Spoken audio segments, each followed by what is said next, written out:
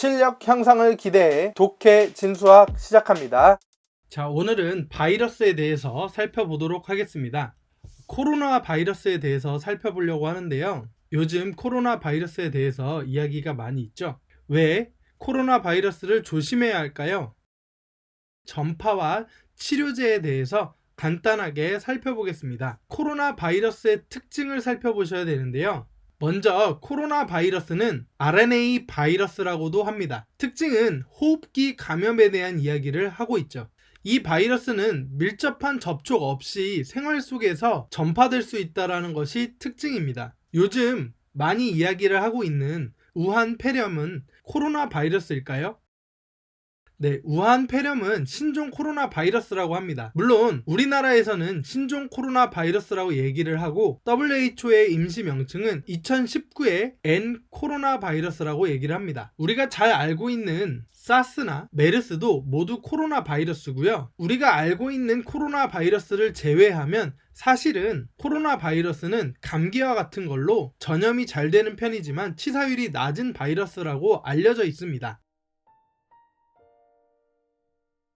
중국의 우한, 즉 후베이성은 많은 인구를 가지고 있고 그 많은 인구에서 전파가 되는 상황인데요. 먼저 전파에 대한 예를 들어보겠습니다. 우리가 지금 배울 지수함수와 관련이 있어서 지수함수의 특징을 위해서 예시를 설정했으니까요. 지수함수를 생각하면서 우리 한번 보도록 하겠습니다. 먼저 하루 동안에 하나의 바이러스는 2명과 접촉해서 전파를 한다고 가정하도록 하겠습니다. 예를 들어 첫 번째로 하나의 바이러스가 있다라고 해볼게요. 그럼 1일차가 지나면 2명의 접촉자가 생기겠죠. 그러면 2명을 접촉했으니까 바이러스는 2개가 생기겠죠. 따라서 1일이 지난 후는 2개의 바이러스가 더 생긴 겁니다. 그 다음으로 2일차로 넘어가면요, 2개의 바이러스는 다시 2개씩 접촉 대상이 생기겠죠. 그러면 총 4개의 바이러스, 4개의 바이러스가 전파되었다고 생각하시면 될 것 같아요. 그럼 마찬가지로 3일차에는 이 4개의 바이러스가 각각 2개씩 또 접촉하겠죠. 그러면 총 8개의 바이러스, 결국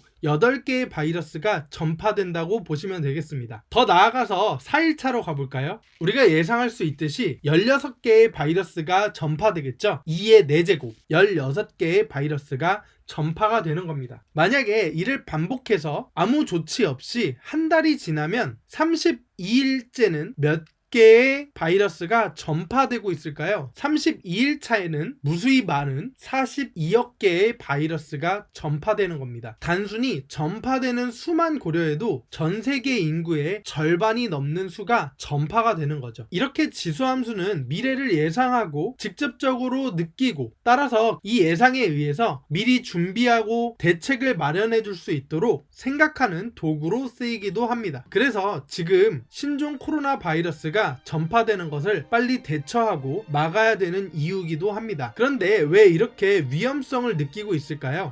여러 가지 이유 중에 하나가 코로나 바이러스는 백신 및 치료제가 없다라는 뜻입니다. 변이가 빠르다는 특성이 있고 가벼운 초기 증상이나 증상이 없다라는 이유가 있어요. 잠복기에도 전염을 하고 있기 때문에 잡을 수가 없는 거죠. 따라서 우리는 예방하는 것이 가장 중요하다라고 이야기를 하고 있는 거죠. 그렇다면 예방책에 대해서 알아볼게요. 다들 알고 계시겠지만 다시 한번 생각하면서 주의하기를 바랍니다. 첫 번째, 접촉을 줄이는 것입니다. 사람들과의 접촉이 많아지는 곳을 최대한 줄이는 것이 좋습니다. 두 번째로는 마스크를 착용해서 상대방의 바이러스가 오지 않도록, 또 손에 묻은 바이러스를 코나 입에 갖다 대지 않도록 하는 것이 중요한데요. 특별히 각막에도 전염이 된다고 이야기가 나오고 있으니까 눈을 또 만지지 않으시는 게 좋을 것 같습니다. 세 번째로는 가능한 한 자주 30초 이상의 온수로 손을 씻는 것입니다. 손 씻기 운동은 여러분들이 많이 들어보셨을 거니까 꼼꼼하게 씻으시면 될 것 같고요. 이 세 가지 외에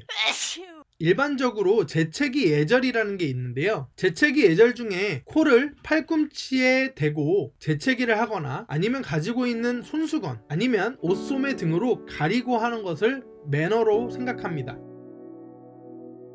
하루빨리 안정됐으면 좋겠습니다. 건강에 주의하시고요. 다음 시간에는 지수함수에 대하여 살펴보도록 하겠습니다.